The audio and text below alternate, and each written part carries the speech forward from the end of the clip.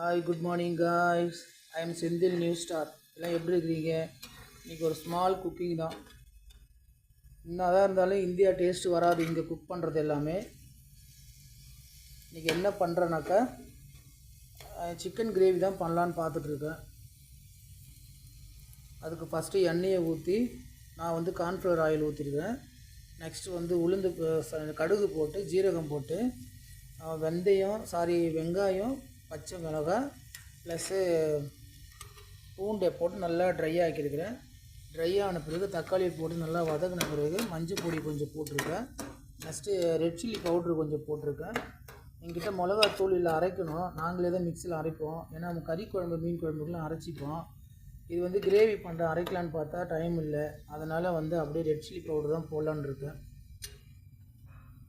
போட்டு இது ஃபுல்லாக ட்ரை ஆன பிறகு சிக்கனையும் போட்டு வதக்கி அதுக்கப்புறம் என்ன பண்ணணும்னா அழகாக எண்ணெயிலே நல்லா வேக வைக்கணும்.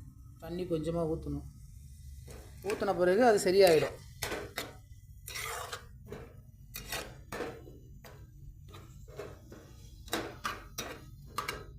நெக்ஸ்ட்டு பாருங்கள், என்னாண்ட வந்து டின்னருக்கு வந்து சுண்டல் இது பாருங்க, கடலையும் 2 எக்கும் இதுவும் பண்ணியிருக்கிறேன். இதை வந்து நைட்டில் டியூட்டியில் சாப்பிட்லாம். அதுக்காக வந்து அதிலே வந்து பெப்பர் பவுட்ரு கொஞ்சோண்டு, நெக்ஸ்ட்டு ஆலிவ் ஆயில் ஊற்றிருக்கேன். லைட்டாக ஊற்றி அதை குக் பண்ணியிருக்கேன். இது வந்து சிக்கனுக்காக ரெடி பண்ணுறேன்.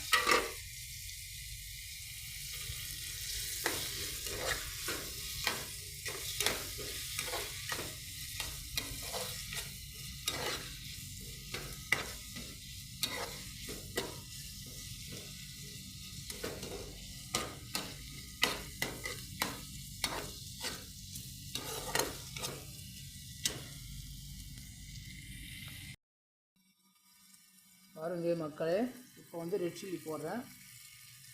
ரெட் சில்லி கொஞ்சமாக தான் போடுறேன், ஏன்னா ரெட் சில்லி அதிகமாக சேர்த்தா ரொம்ப ஸ்பைசியாக இருக்கும். பாருங்கள்,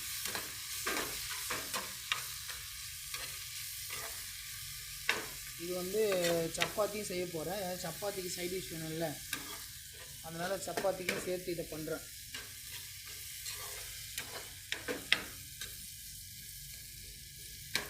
இதை அப்படியே மூடி விட்டாக்கா அப்படியே நல்லா வதங்கட்டும். இப்போ இதில் மாற்றிடலாம். இதில் வச்சா தான் கொஞ்சம் சிம்மில் வச்சா கொஞ்சம் நல்லாயிருக்கும். அதனால் இதை வச்சுட்டு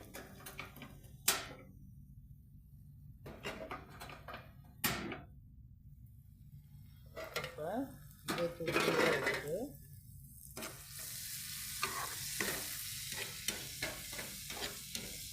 மாற்றிக்க வேண்டியதுதான். ஏன்னா 3 அடுப்பு இருக்கிறது பெஸ்ட்டு.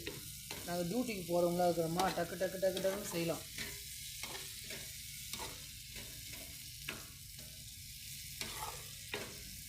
ஏன்னா ஒரு சிலவங்கெல்லாம் வந்து குக் பண்ணால் லேட் ஆகும். அதனால் நான் தனியாக ஒரு சிலிண்டர் வச்சு தனியாக செப்பரேட்டாக செய்கிறேன். ஏன்னு கேட்டாக்கா அவங்களாம் ரொம்ப பொறுமையாக செய்வானுங்க, அது நம்மளால முடியாது, அப்புறம் மன கஷ்டமாகும். அதனால் வந்து நான் தனியாகவே செய்கிறேன். கொஞ்சம் தண்ணி சேர்த்துக்கிறேன், ஒரு 50 கிராம் தண்ணி சேர்த்துக்கிட்டு. இப்போ இதில் நல்லா அது கொதித்து வரும்போது கொஞ்சம் நல்லா இருக்கும்.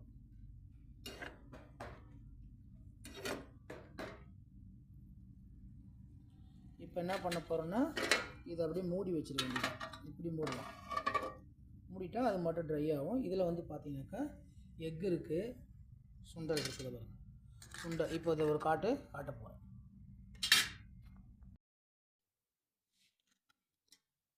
Hi good morning guys. இது பாருங்கள், அங்கே தக்காளி சைட் டிஷ்ஷில் தக்காளி தொக்கு பண்ணிவிட்டேன். இப்போ வந்து தோசை சுடுறேன். ஏன்னா வந்து பிரேக்ஃபாஸ்ட் வந்து தோசை நல்லாயிருக்கும். நாங்கள் மோஸ்ட்லி டின்னர் கூட தோசை சாப்பிடுவோம், சொல்ல முடியாது. எல்லாம் வந்து என்ன பண்ணுவீங்க பாருங்கள், எவ்வளோ ஈஸியாக வருது பாருங்கள். நாஸ்டிக்கில் சும்மா பிரைட்டாக சூப்பராக இருக்குது பாருங்கள். நாஸ்டிக்கில்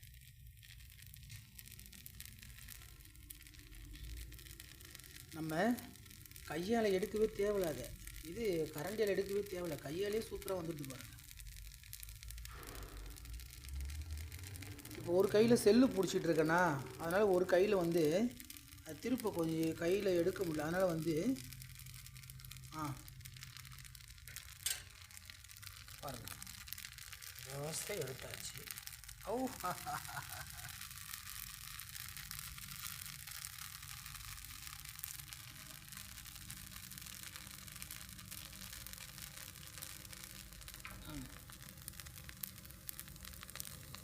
தோசையை வந்து திருப்பி போடணும். ஐயா, திருப்பி போட்டோம் பாருங்கள் கையாலே.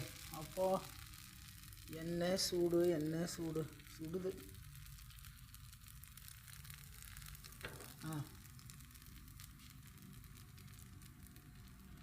பார்த்தீங்களா, நாஸ்டிக்கில் வந்து எவ்வளோ ஈஸியாக தோசை வருதுன்னு. உண்மையிலே நாஸ்டிக் யூஸ் பண்ணுறது பெஸ்ட்டு தான் நினைக்கிறேன்.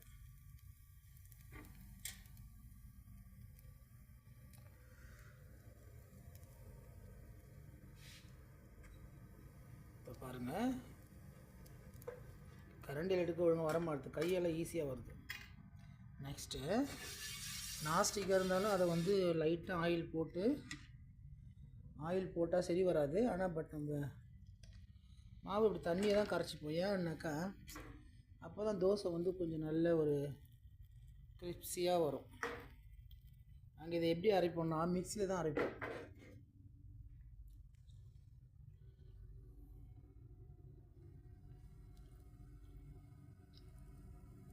ஒரு தோசை 2 தோசை போதும், அதுக்கு மேலே சாப்பிட முடியாது. பார்த்தீங்களா தோசை எவ்வளோ ஈஸியாக சுடுறேன்ட்டு. மக்களே பாருங்கள்.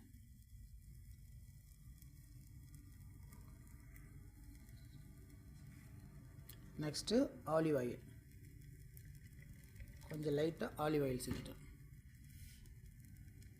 ஆலிவ் ஆயில் சாப்பிட்டா பிபிலாம் டவுன் ஆகும், ப்ளஸ் வந்து நல்ல ஒரு இம்ப்ரூவ் கிடைக்கும். எனி டைம் நம்ம டென்ஷன்லாம் ஆகாது, ரொம்ப ஹாப்பியாக இருக்கும், மைண்டு ரொம்ப ஹாப்பியாக இருக்கும். நம்ம எவ்வளோ பெரிய சோகம் இருந்தாலும், மனசுக்குள்ளே எவ்வளோ வலி கஷ்டம் இருந்தாலும் அது நமக்கு தெரியாது. அதுக்கு தான் ஆலிவ் ஆயில் சாப்பிட்றது.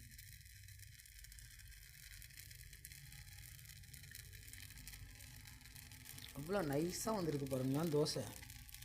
இங்கே பார்த்தீங்கன்னாக்கா பாருங்கள், தோசைக்கு சைட் டிஷ் இதான். தோசைக்கு சைட் டிஷ்ஷு தெரியுதுங்களா, வெங்காயம் தக்காளி கிரேவி.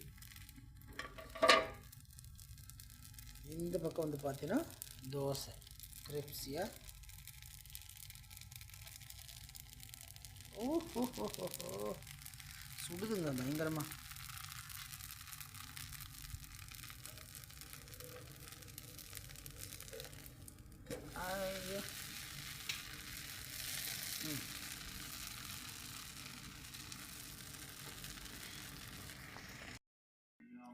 பாருங்க, தோசை வெங்காயம் தக்காளி கிரேவி பண்ணியிருக்கிறேன். தோசை எத்தனை தோசைன்னா 4 தோசை சுட்டுருக்கு. நான் 2 தான் சாப்பிடுவேன், 2 டாக்டர் சாப்பிடுவார். 4 தான் சுட்டேன். அப்படியே எவ்வளோ ஒரு நைஸாக இருக்குது பாருங்களேன், அப்படியே பேப்பர் மாதிரி. பெஸ்ட்டு இந்த நாஸ்டிக்கில் சுடுறது. ஓகே, இந்த வீடியோ பிடிச்சிருந்தால் லைக் பண்ணுங்கள், ஷேர் பண்ணுங்கள், கமெண்ட் பண்ணுங்கள். மறக்காமல் செந்தில் நியூஸ் ஸ்டார் சேனலை சப்ஸ்கிரைப் பண்ணுங்கள். இப்போ பாருங்களா, இந்த தோசை ஒன்று எடுத்து காட்ட எவ்வளோ அகலம் இருக்குன்ட்டு நீங்கள் பாருங்கள். ஐயோப்பா எவ்வளோ பெருசுங்க, அப்படியே நைஸாக இருக்கும் பேப்பர் போல்.